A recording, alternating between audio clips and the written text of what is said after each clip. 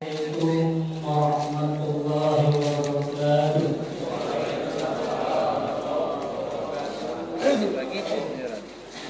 Alhamdulillahirabbil alamin. Wassalatu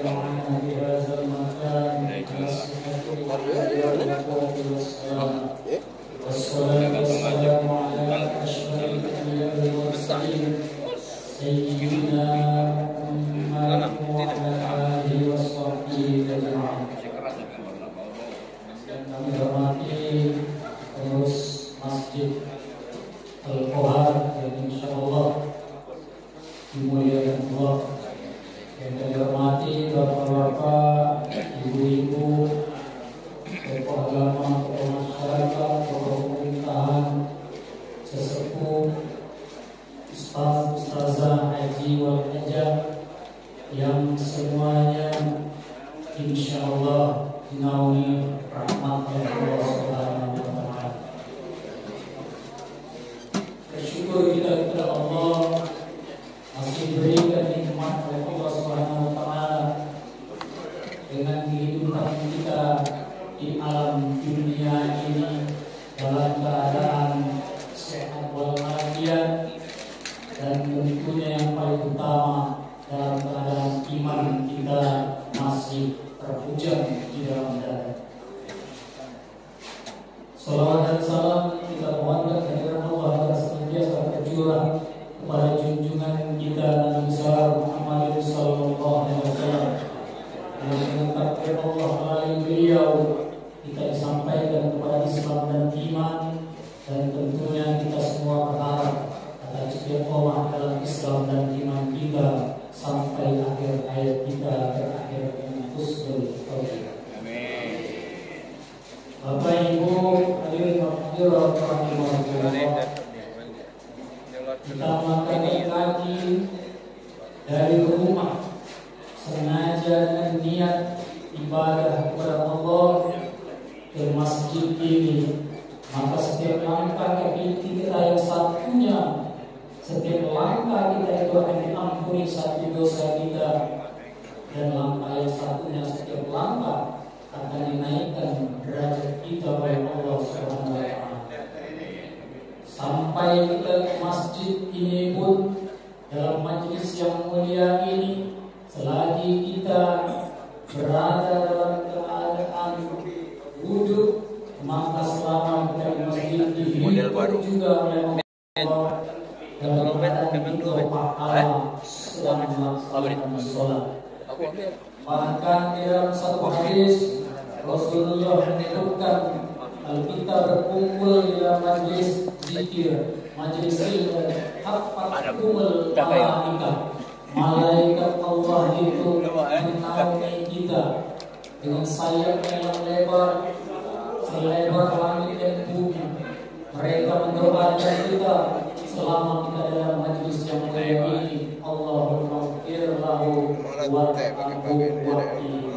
Ya Allah, ampunilah mereka, rahmatilah mereka, dan berilah hidayah kepada mereka.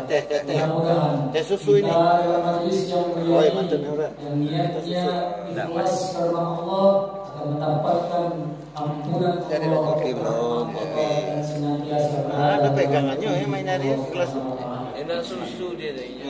Bapak Ibu hadirin hadirat sekalian, bacaan pada pagi hari ini saya ditugasi oleh pengurus masjid untuk menyampaikan materi usul tafsir buat tafsir, usul tafsir dan tafsir Al-Quran.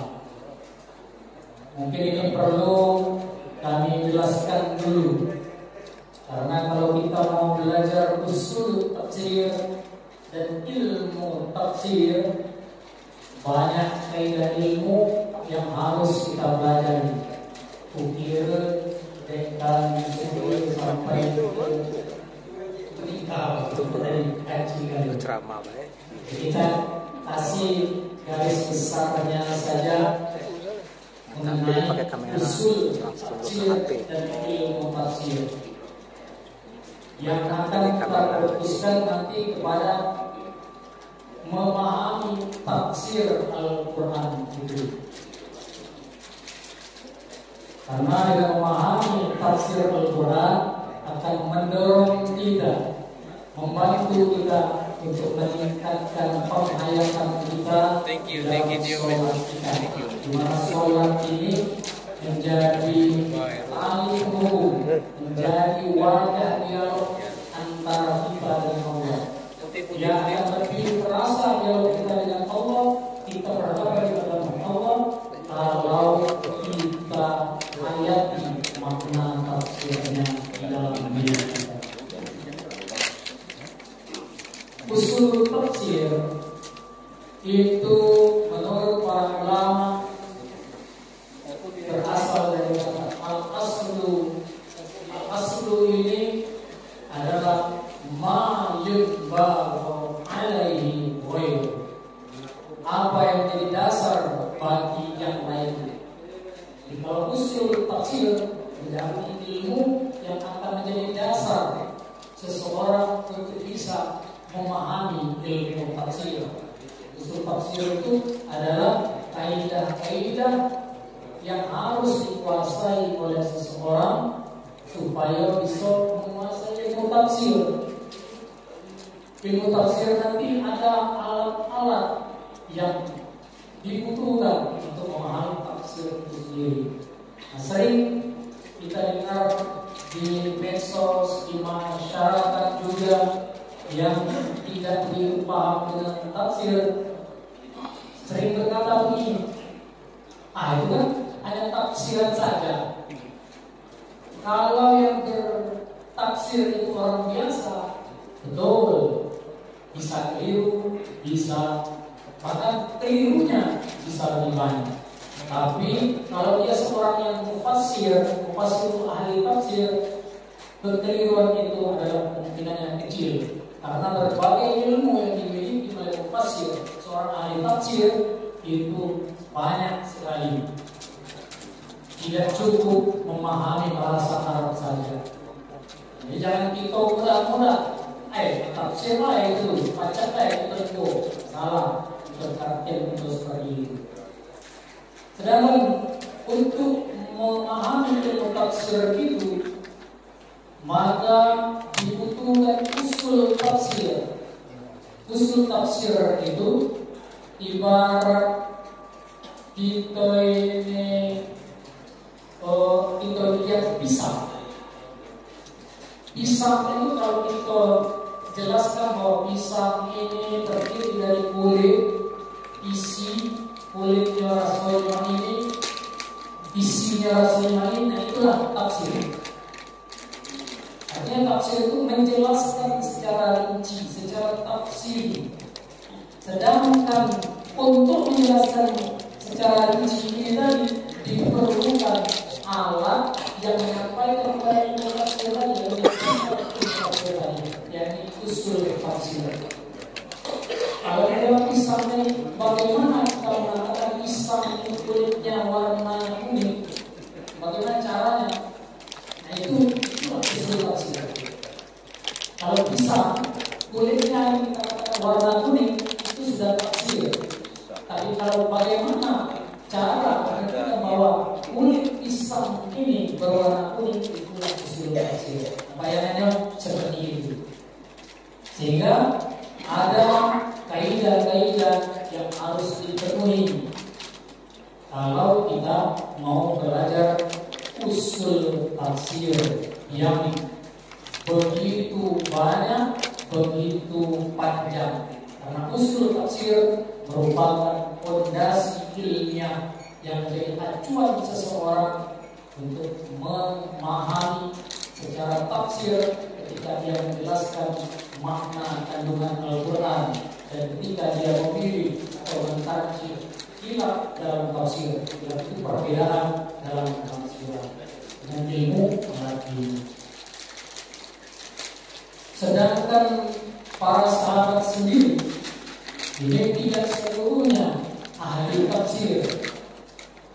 Ada yang ahli tafsir, ada yang hafizul Quran, yang hafiz Quran, dan ada yang spesialisasinya adalah ilmu qiraat. Karena itu seseorang akan bisa memahami suatu ilmu tentunya yang pertama dengan kemampuan niat yang ikhlas karena Allah, tekad yang kuat, kemudian sesuai itu dengan bakatnya. Kalau bakatnya di bidang A, tidak bisa dibakar di bidang B. Kalaupun dia bisa di bidang B, tentunya tidak akan sebaik ketika sesuai dengan bakat ilmunya. Karena kullu ya'malu 'ala syakilati. Setiap orang akan berbuat sesuai dengan ilmu atau skill keahliannya masing-masing. Hukumnya untuk mempelajari usul tafsir, tafsir dan ilmu tafsir adalah fardu kifayah. Wajib baik kewajiban yang merupakan kewajiban bersama. Kalau di dalam kelompok kita sudah ada yang tahu, maka terlepas kewajiban yang lain. Yang lainnya yang belum tahu cukup mengikut pada yang tahu saja. Jangan yang tak tahu, maka lebih dari yang tahu. Ini dapat kusir jadinya lagi. Itulah Imam Syafi'i dalam satu kitabnya mengatakan, aku kalah kalau berdebat dengan wong jahil. Tapi kalau berdebat dengan wong yang berilmu, maka aku senantiasa berdoa agar kebenaran datangkan Allah darimu atau darinya. Seperti itu. Jadi kalau mengatakan wong jahil, lebih baik yang dia, karena dan pajak itu ninjok jalannya di atas itulah soalnya.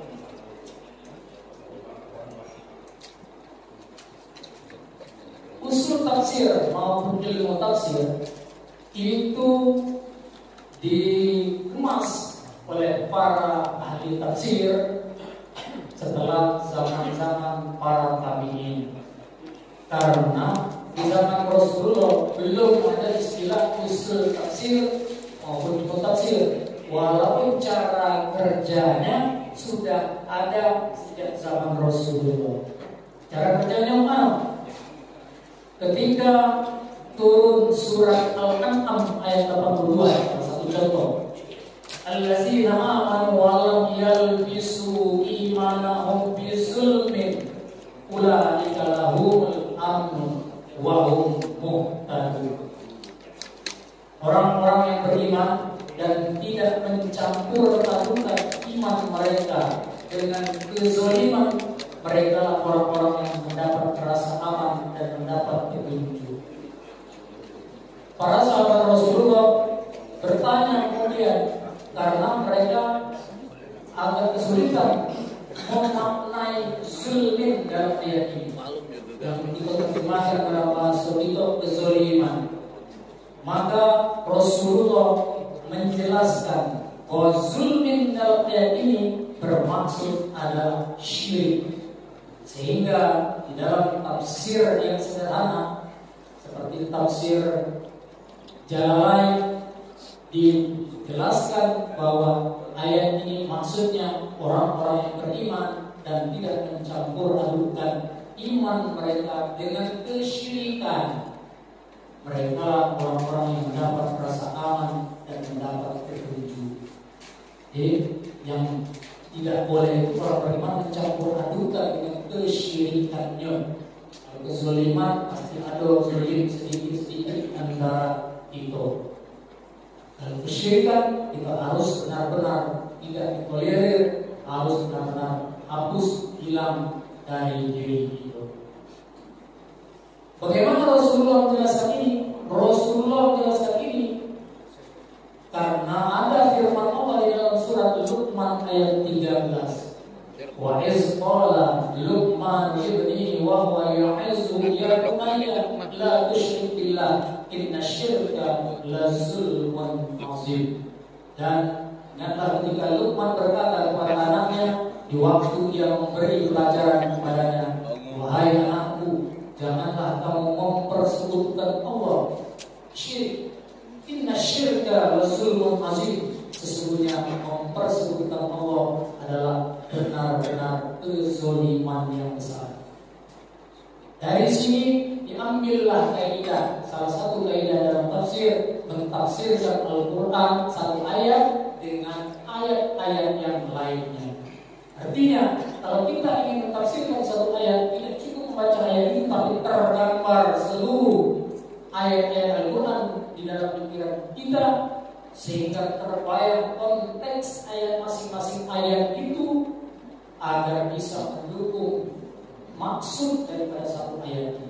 Perhatikan, arti seorang mufassir dia harus habis Quran, dia harus hafal seluruh Quran, bukan hanya hafal kata-katanya, tekstualnya, tetapi dia hafal dan paham makna yang terkandung di dalam setiap ayat tersebut. Kan mudah buat tafsir. Ada syaratnya, salah satunya ayat itu ditunjukkan oleh Rasulullah. Dalam ayat tafsir memahami ayat dengan ayat yang lain.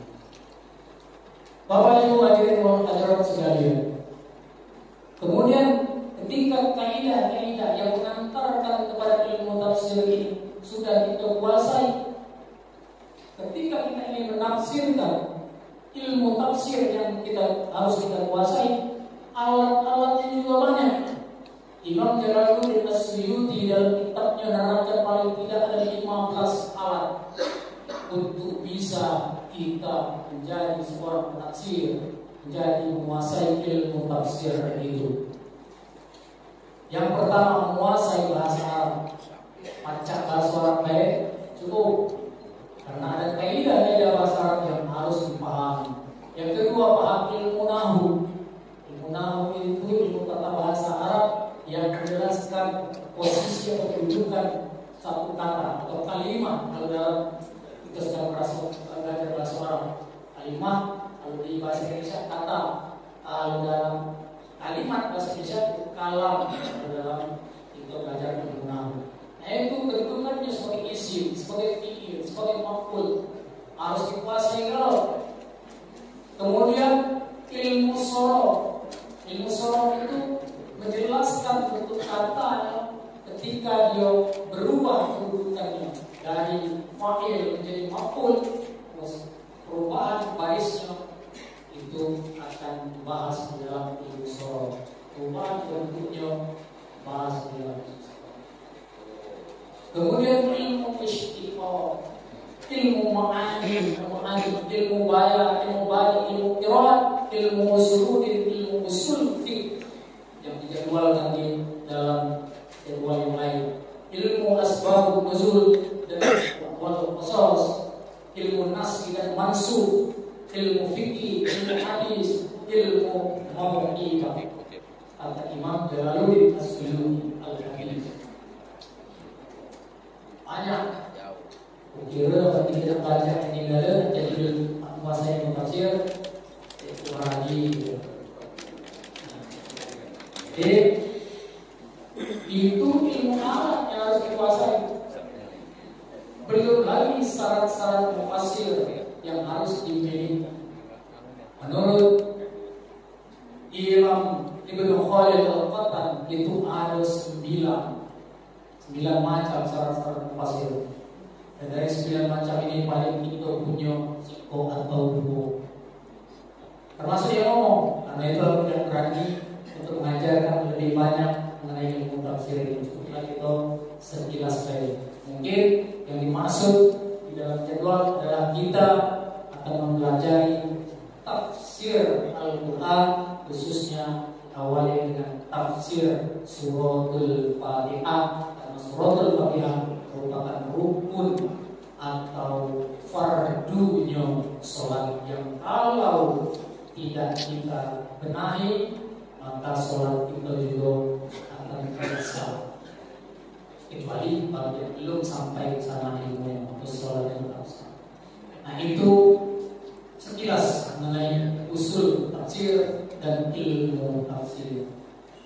Jadi kita sepakati bahwa yang akan kita pelajari adalah memahami tafsir Al-Quran. Itu maknanya. Waktu kemarin nanya dengan Ustaz Silva, kamu kan ngajar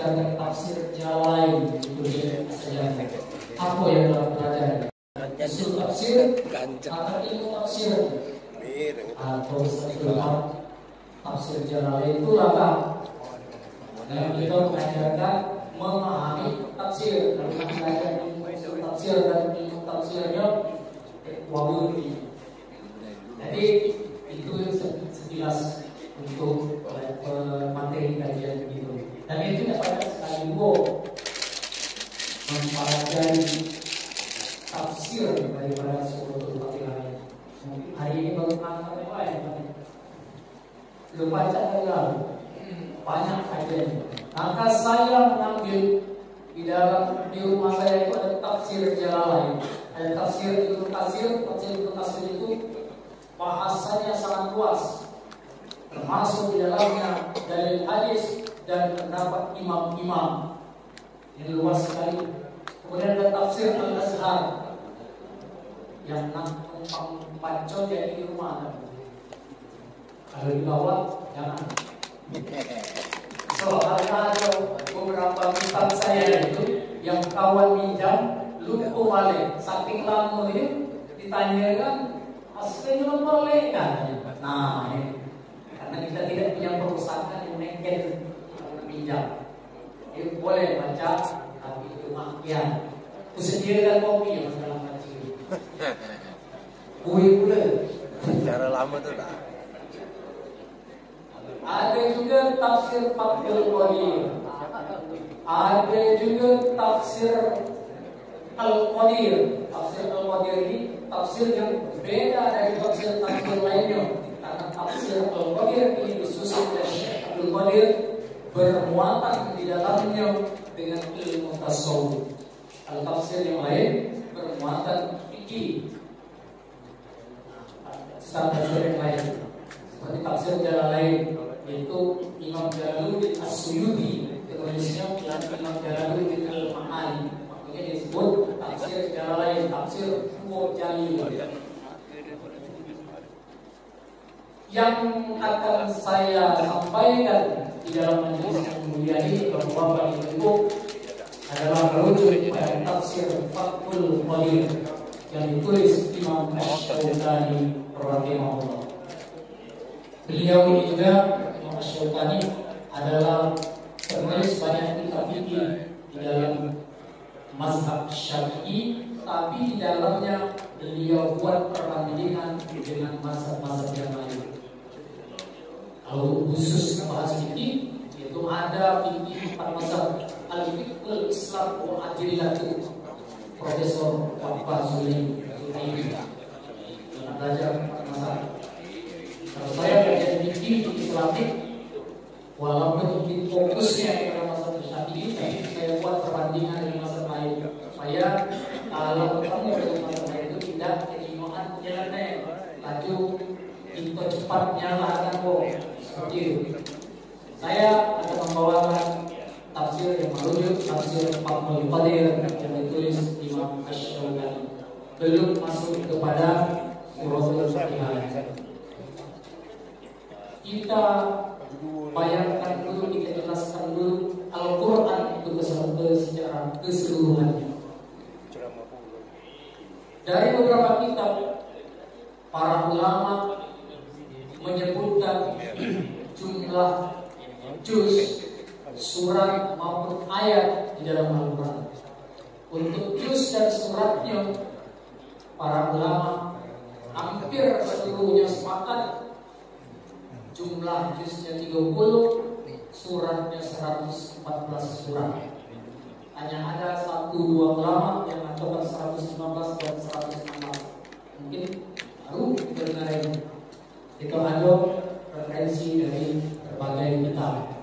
Tapi jumhur ulama 114 ini boleh dikatakan tidak ada perbedaan. Yang sipok 2 tadi yang ada menyemelih dikit. Dia mungkin punya dasar. Tapi kita tidak boleh baca nyalakan karena mereka ahli di bidangnya. Mengenai jumlah ayat, nah ini yang paling banyak terjadi ikhtilaf, perbedaan berapa nian jumlah ayat Al-Quran. Kamu yang hadir di sini, aku yakin belum pernah juga jumlahkan. Ya, kitab-kitab yang ada di kemudian Al-Qur'an, Rabbul, Al-Qur'an, dan seterusnya. Yakin belum pernah jumlahkan mana itu. Di Quran kita itu, kalau kita jumlahkan berdasarkan jumlah ayat yang di judulnya itu kan ada tulisan di judul Al-Quran kita itu jumlahnya 6.236. Jadi sepakat seluruh ulama ayat Al-Quran itu 6.000 lebih. Sisanya lebihnya itu terjadi ikhtilaf. Karena itu jangan kita nyalakan ada yang menyebutkan 6.666. Salah, 6.256 jadi itu. Karena kita baca kitab yang lain. Ada 6.236.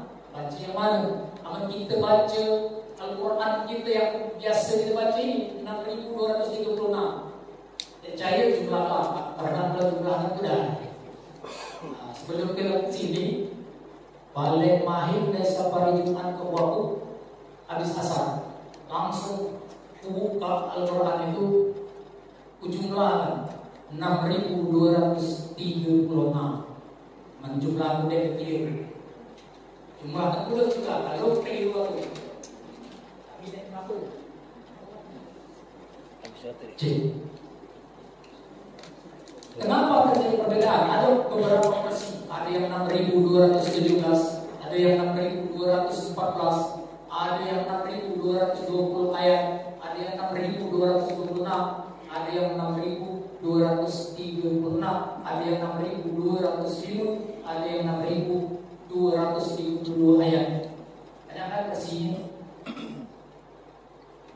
Apakah ada ayat yang dikurangi ataukah ayat yang dilebihkan?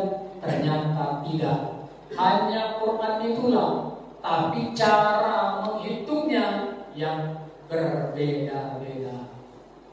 Ada yang hitung Al-Fatihah baik, ada yang hitung imam itu 7 ayat tidak termasuk bismillah.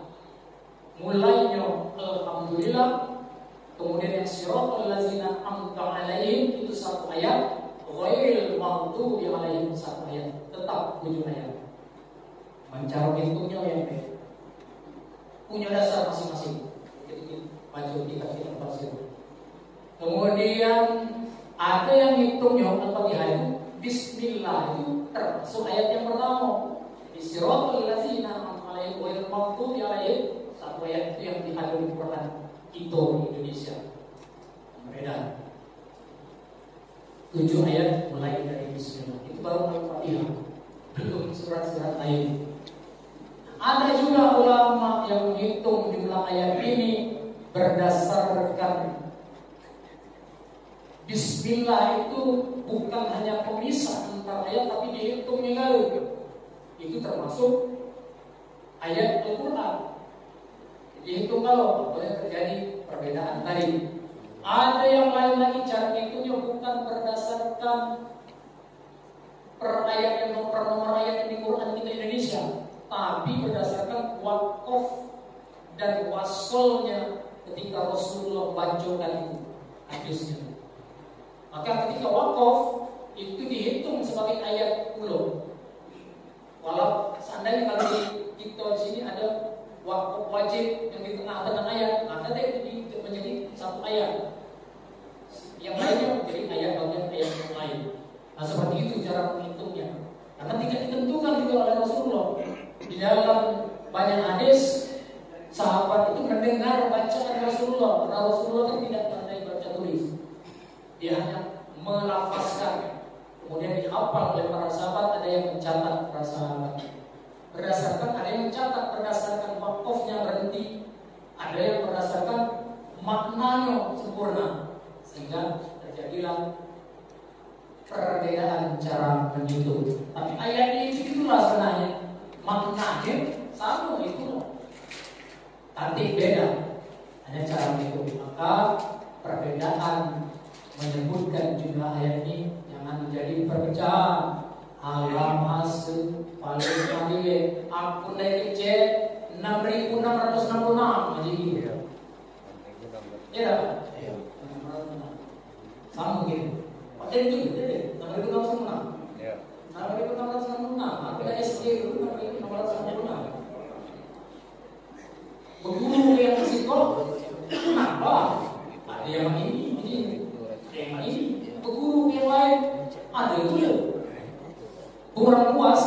belinya kitab ini. Artinya dasar-dasarnya pas ada hadisnya yang menyatakan itu, sehingga yang penting bagi kita adalah ayatnya sama, bukan jumlahnya sama. Ini yang harus kita pahami dulu. Ayo kita jangan sampai bersilang sengketa. Kemudian bagaimana munculnya 6.666 ayat ini asalnya? Ini yang sudah kita kenal sejak itu dari segi. Ini yang paling populer di Indonesia. Ini yang dijelaskan di dalam kitab Ayat Zaid fi Irsyadil Muqtadiin yang ditulis oleh Syekh Nawawi Al-Bantani. Syekh Nawawi Al-Bantani ini beliau wong Banten tapi bermukim di Mekah, berguru juga dengan Syekh Nawawi Ad-Dimashqi, sama-sama Nawawi. Kalau kita baca buku atau beli buku kitab Imam Nawawi, Nawawi yang mana? Ada Nawawi Al-Bantani, ulama yang populer asal Indonesia. Ada Imam Nawawi Ad-Dimashqi, itu populer juga asalnya Damaskus. Itu yang menjadi mufti juga Imam Nawawi Ad-Dimashqi. Imam Nawawi Al-Bantani, ulama internasional juga, walaupun dia asalnya Banten. Lalu itu ada ulama asalnya Ogan, jadi Bulan Al-Mogani, untuk menyebutkan ciri khas bahwa dia itu endai batu rajin.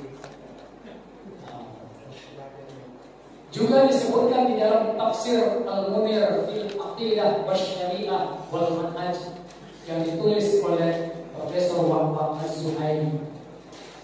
Ini disebutkan oleh beliau ini jumlah ayat Al-Quran 6.666 ayat dengan cara menghitung yang dipaparkan oleh beliau dalam kitab tersebut. Di antara dasar perhitungannya, beliau ini menghitung secara makna di dalam setiap ayat. Maka jumlahnya 6.666 dasarnya makna yang terkandung dalam ayat. Dalam satu ayat bisa jadi ada dua makna, karena jadi mereka ahlinya di bidang itu. Ini dua makna. Makna yang kedua tersambung ke makna yang berikutnya. Seperti itu, sehingga terjadilah 6.666 ayat itu. Ayo kita tahu dasarnya. Kalau dulu kan kita tidak diujuk tahu oleh guru kita. Pokoknya 30 juz 114 surat 6.666 ayat. Sehingga di dalam kertas soal lalu tidak jawab 6.666. Bukan guru kita yang salah, tapi yang hanya 6.666 tadi, karena guru kita ini di sekolah kan berpedoman pada buku pegangan guru. Buku yang diajarkan di sekolah tidak boleh beda. Kalau di bukunya 6.666, kemudian kita kan berkembang ilmu itu, kita tuntut ke berbagai tempat. Apalagi sekarang banyak sumber ilmu. Jangan bayar langsung diterangkan mentah tapi dari medsos, karena bisa salah pengertian apa yang disampaikan Ustaz di medsos itu sampaikan oleh UAS. Maksudnya bisa wae kita pahami dengan B, apalagi yang potong-potong video itu bisa menyebabkan salah persepsi. Jangankan kita nengok di video yang berkata langsung seperti ini saja, yang mendengar bisa salah persepsi. Sudah saya buktikan beberapa kali, dan bukan yang berasal dari saya saja, tapi yang berasal dari ustaz-ustaz lain, penjelasan ustaz-ustaz lain. Setelah saya konfirmasi ustaz yang bersangkutan, jadi jamaah keluarnya banyak yang dari Darussalam. Ada beberapa orang yang telah hadir di kajian ulama dan berbagai ustaz. Ketika Ustaz A menyampaikan tentang ini, tentang materi ini, dua orang ini menanggapinya berbeda. Nah ini contoh. Kemudian saya kayak di tempat saya di Masjid Darussalam itu ada kajian ilmu faraid, ilmu waris. Saya disuruh Ustaz Karim menyampaikan dari maaf ini Ustaz Karim. Ketika Ustaz Karim menyampaikan materi tentang ahlul furud, syaril furud, saya kasih soal setelahnya. Setelah Ustaz Karim kembali, saya kasih soal itu ini. Persepsi masing-masing ini dari 10 orang yang menjawab, 2 orang yang persepsinya yang sama, 8 yang tidak sama. Ini yang berhadapan langsung lagi sama itu, apalagi dari medsos, potongan juga. Oleh sebab itu, guru saya dulu pesan, siapa yang tidak punya guru secara langsung, maka sama dia dengan berguru kepada syaitan. Bukan hadis itu, hubungan guru-guru, tidak tahu guru-guru dapat dari mana. Tapi cari itu merupakan perkataan ulama-ulama arif billah.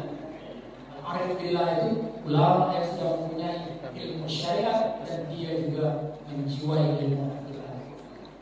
Maka kalau kita dapat ilmu dari medsos, tanyakan lagi fas'alu ahla zikri in kuntum la ta'lamun. Tanyakan kepada ahlinya supaya kita jangan salah dalam persepsi untuk memahami materi itu. Sampai di situ munculnya 66.666 ayat. Saya kira belum kita masuk pada penafsiran surat Al-Fatihah yang jam 6 kurang 10. Sampai karena ada juga yang memberikan saran jamaah di Indo ini.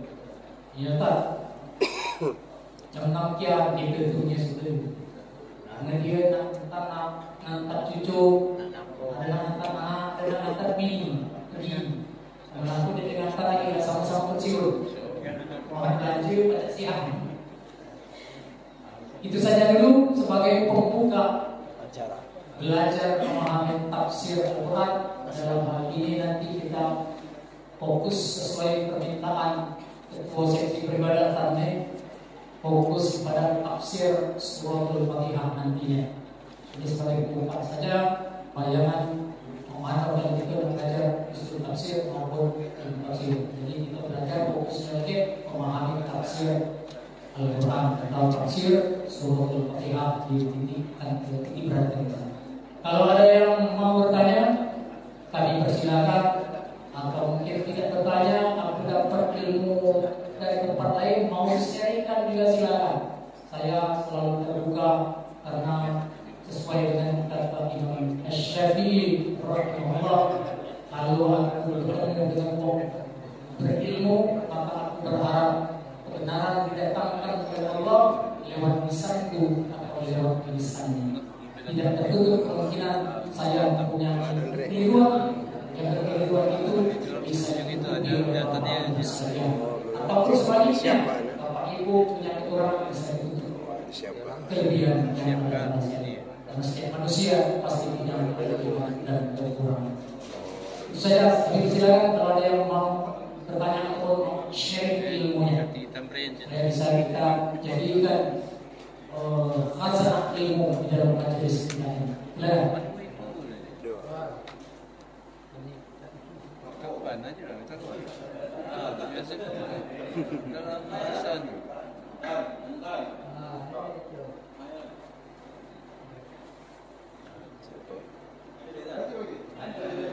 Aja lah. Bingung katanya. Apa harga ya? Kerana.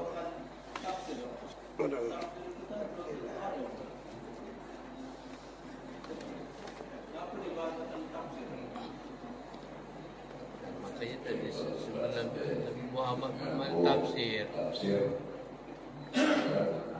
Dan disebutkan Allah sebagai tafsir. Kedua pertanyaan, tolong dijelaskan definisi secara bahasa dan istilah tafsir.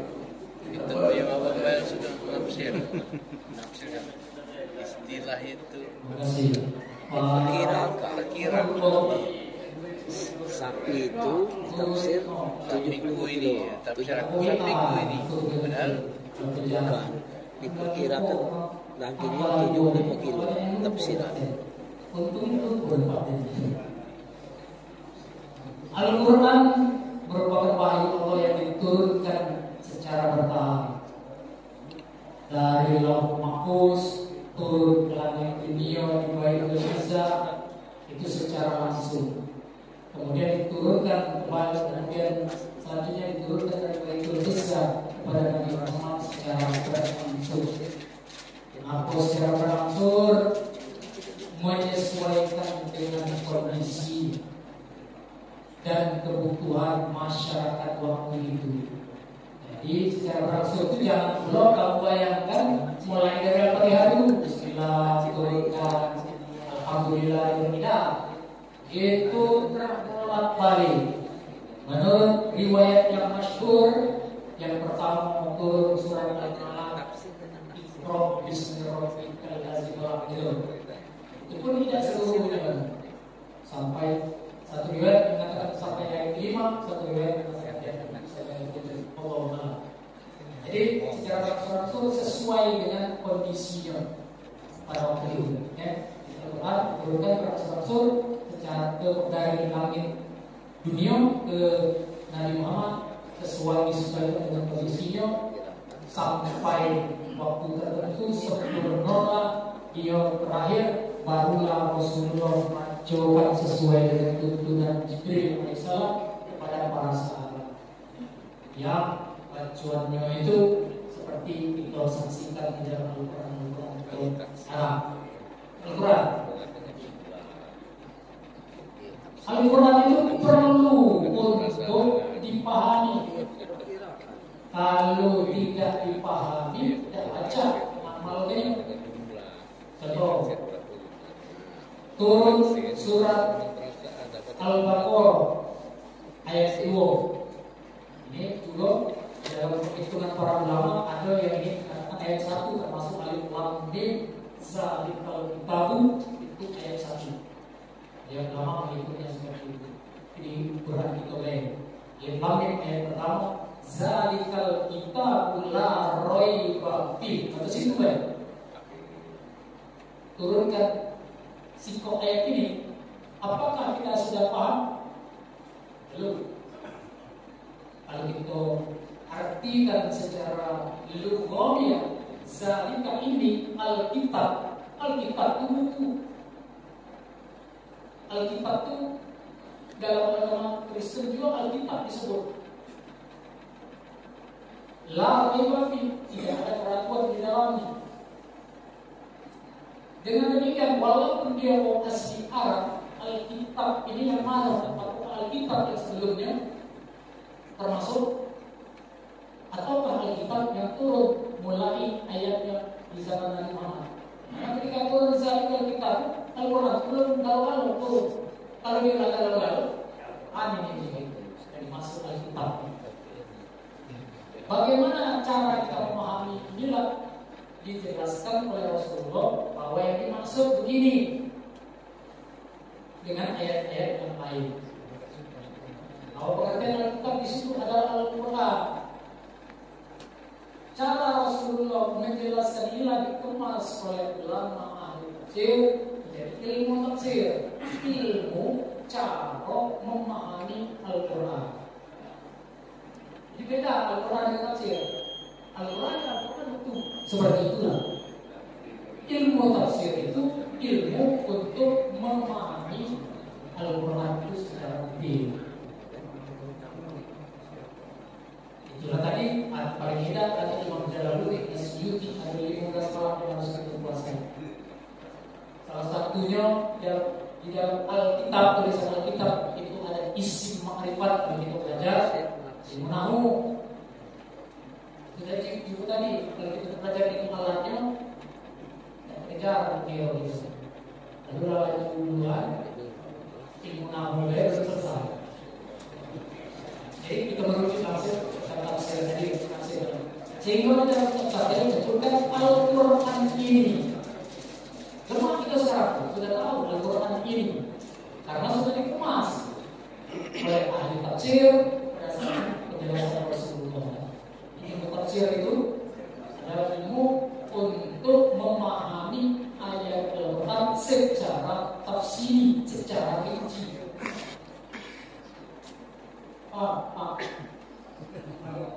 Kira-kira kalau berpaham Tuhan, atau kalau yang paham berpaham,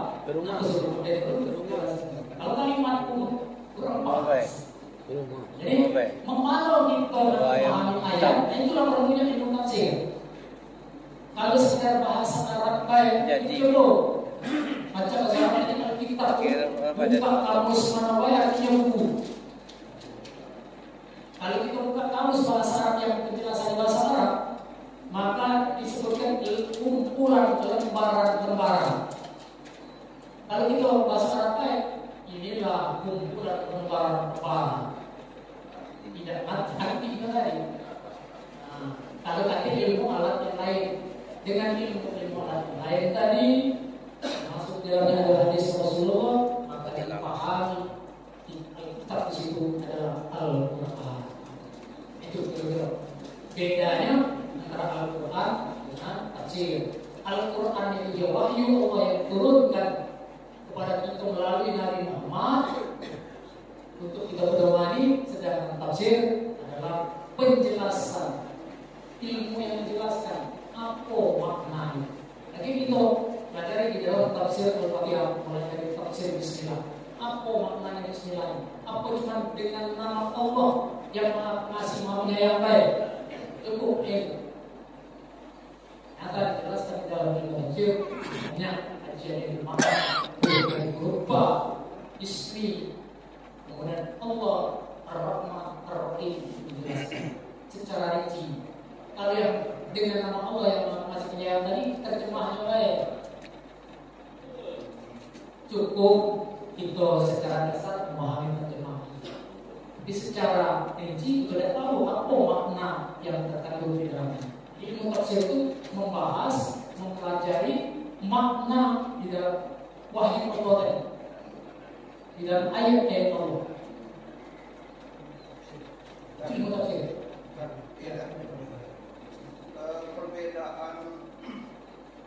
Perbedaan satu Ramadan antara NU dengan Muhammadiyah seperti itu. Nah itu apakah ada perbedaan pendekatan teknologi atau perbedaan tafsir? Nah ini juga maka perlu dengan ilmu tafsir tadi supaya kita tidak ragu-ragu dengan sesuatu. Mana yang menarik? Saat di rumah ini, yang itu itu. Kita yang ragu-ragu kata Rasulullah, dan mayuni bukan lama lari ribu. Tinggalkan apa yang meragukanmu, kembali kepada apa yang tidak meragukanmu. Ini ada kaidah-kaidah pemahaman di dalam Al-Quran dan persepsi juga pemahaman di dalam ilmu hadis, itulah yang menentukan ngapa terjadi perbedaan cara menetapkan.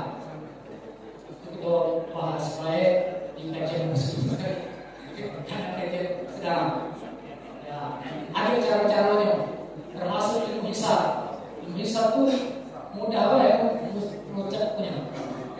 Di sini ada ahli hisab dulu. Ahli hisab.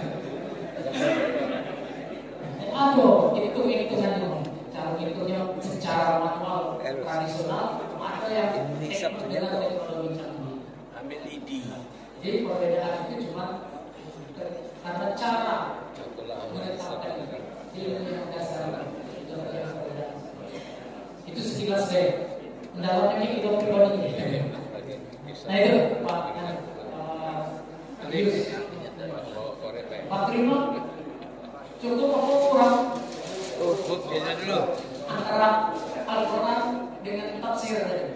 Jadi sesuatu yang beda ya, jangan sama, tidak sama Al-Quran dengan tafsir. Itu ilmu tafsir itu gampang memang ini.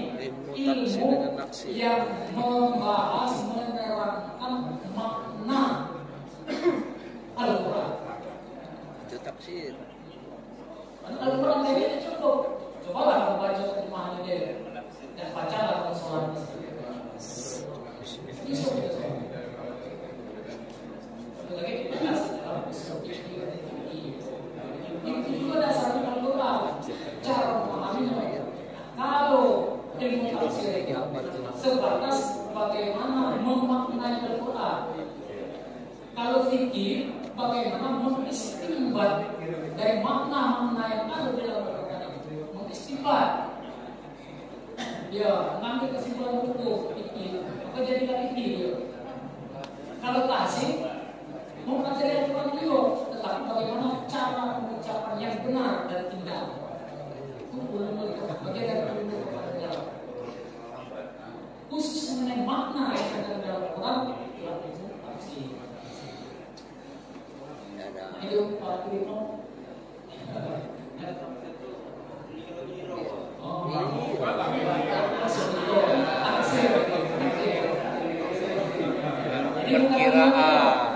Karena tadi disampaikan di dalam pembukaan tadi bahwa untuk mempelajari ilmu tafsir itu paling tidak kata Imam Jalalain kira-kira salah yang harus kita kuasai. Baca miro-miro baik, miro-miro baik.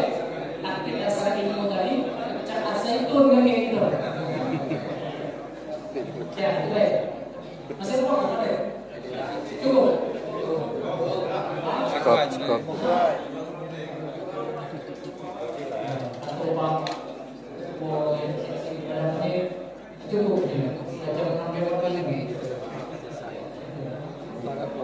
Terima kasih atas segala perhatiannya Bapak Ibu sekalian. Ada yang tanyakan? Rumah saya juga terbuka untuk menerima Bapak Ibu sepanjang kepada di rumah. Konfirmasi itu ada di rumah. Kegiatan kami juga dulu kegiatan yang dinas luar, ini kegiatannya dinas sosial keagamaan. Mudah-mudahan ini bermanfaat bagi kita dan keluarga kita, dan mudah-mudahan kita bisa berjumpa dalam pertemuan yang datang masuk ke pembahasan tafsir ayat pertama dari surat Al-Fatihah yang tafsir Bismillahirrahmanirrahim. Insyaallah pada pertemuan yang akan datang. Saya mohon maaf di sana sini kalau ada kekurangan kekeliruan, dan juga saya mohon pun ada nama wahiyatu billahi sabilil haq. Assalamualaikum warahmatullahi wabarakatuh. Lama masuk TV.